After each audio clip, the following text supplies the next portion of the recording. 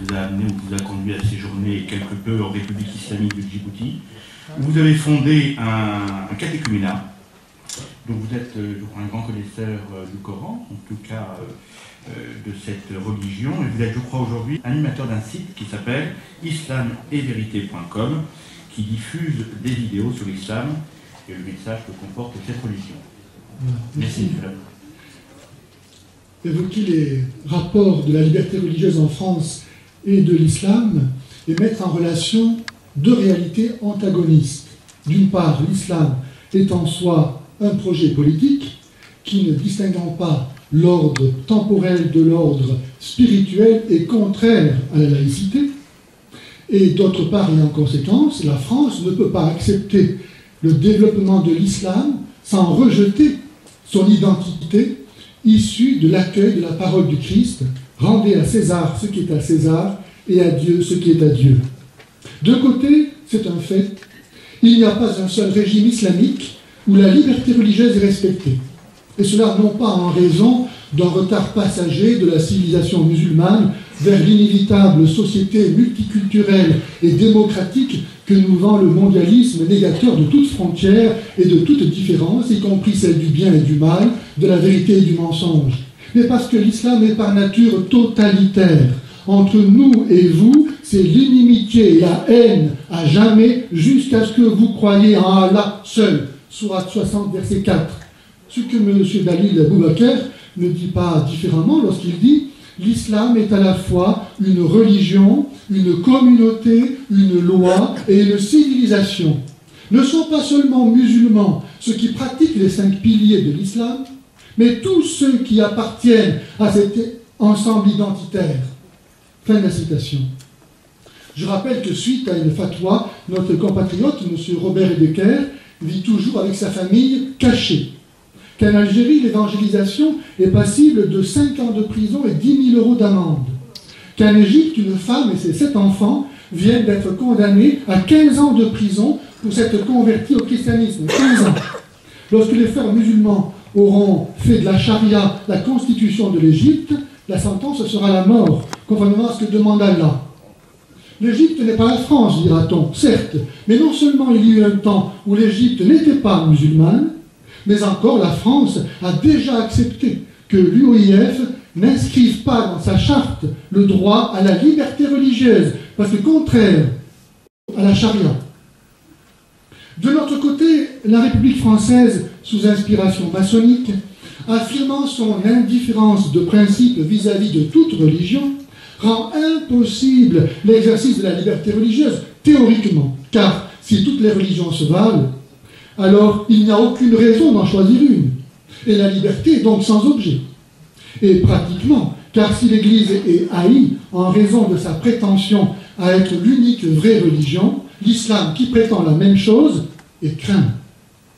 Logique si bien exprimée par le maire de Strasbourg disant « Nous servons de la viande halal par respect de la diversité, mais pas de poisson le vendredi par respect de la laïcité. » Pour s'exercer, la liberté religieuse implique nécessairement la reconnaissance d'une hiérarchie des valeurs entre les religions, et donc au nom de la justice, une différence de traitement de la part de l'État, ce qui est cependant refusé au nom du principe d'égalité. Or, le principe d'égalité de nature entre les hommes n'est pas transposable aux réalités humaines, car il y a une différence entre nature et culture. Et nier cette différence, comme l'illustre la revendication actuelle de l'union des pères dit mariage homosexuel, conduit à la disparition de l'humanité. C'est cette même négation de l'ordre ontologique ressortissant à celui de la vérité qui se retrouve aujourd'hui servie par la promotion du délit d'islamophobie, par lequel les libertés de conscience et d'expression sont refusées au nom de la liberté religieuse. La critique de l'islam est assimilée à du racisme, comme si être musulman était un fait de nature et non pas culturel.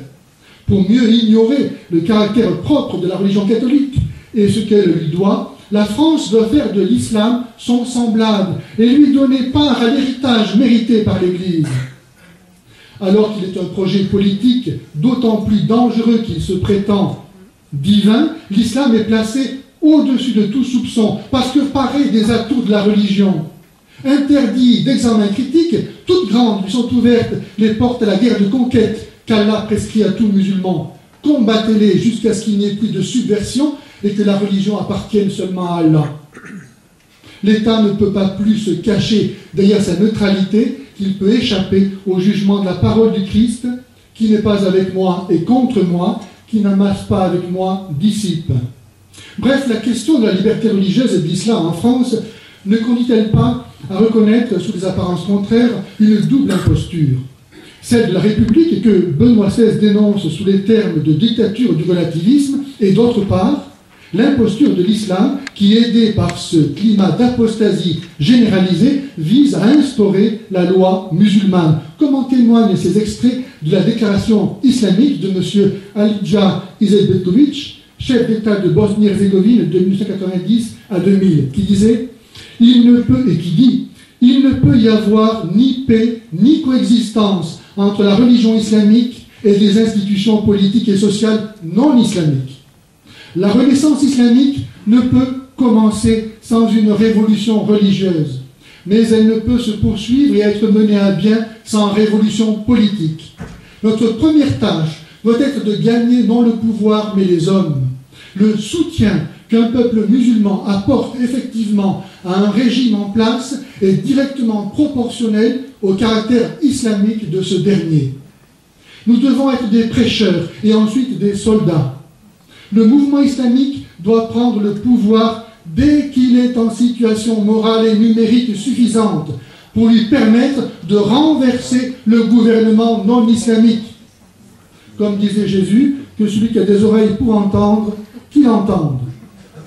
La mise en évidence de ces deux impostures nous conduit face à un néant. Soit accepter de vivre dans l'illusion de liberté qu'est le relativisme, soit dans celle de la taqiyya, principe musulman, légitimant la fraude, la dissimulation et le mensonge lorsque les intérêts de l'islam sont en jeu. Situation bien inconfortable où l'absurdité le dispute à la désespérance. Il y a cependant une solution. C'est celle évoquée par le titre même de ce colloque. France, qu'as-tu fait de tes libertés? Écho des paroles que nous a adressées le vicaire du Christ en 1980 au Bourget, disant « Aujourd'hui, dans la capitale de l'histoire de votre nation, je voudrais répéter ces paroles qui constituent votre titre de fierté, fille aînée de l'Église. Il n'existe qu'un seul problème, celui de notre fidélité à l'alliance avec la sagesse éternelle, qui est source d'une vraie culture, c'est-à-dire de la croissance de l'homme, et celui de la fidélité aux promesses de notre baptême au nom du Père, du Fils et du Saint-Esprit. Alors permettez-moi de vous interroger. France, fille aînée de l'Église, es-tu fidèle aux promesses de ton baptême? France, fille aînée de l'Église et éducatrice des peuples, es-tu fidèle pour le bien de l'homme à l'alliance avec la sagesse éternelle? Fin de la citation. Une preuve de la vérité énoncée ici par le vicaire du Christ est la réalisation de la prophétie de Charles de Foucault dans une lettre de 1916 à René Bazin au sujet des départements français d'Afrique du Nord.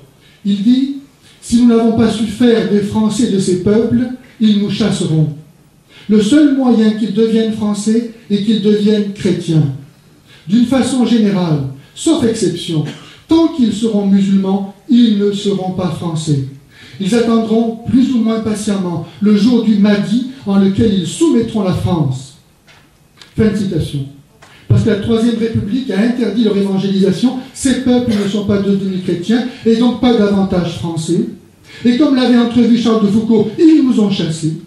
Mais ce que n'aurait pas pu imaginer le bienheureux est qu'ils sont maintenant en France et que ce sont eux qui nous islamisent. Si la France continue à renier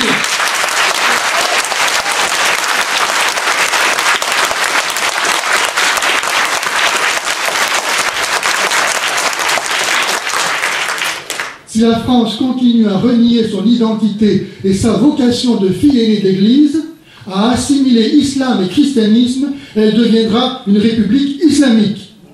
Si elle ne veut pas servir le Christ, elle servira l'Antichrist. Je termine par cette prière enseignée par notre Seigneur au jeune Marcel Vannes, un Français de ce qui était alors l'Indochine française. Seigneur Jésus, aie compassion de la France, daigne l'étreindre dans ton amour et lui en montrer toute la tendresse. Fais que, rempli d'amour pour toi, Elle contribue à te faire connaître et aimer de toutes les nations de la terre. Ô amour de Jésus, nous prenons ici l'engagement de te rester fidèle et de travailler d'un cœur ardent à répandre ton règne dans tout l'univers. Ainsi soit-il. Je vous remercie.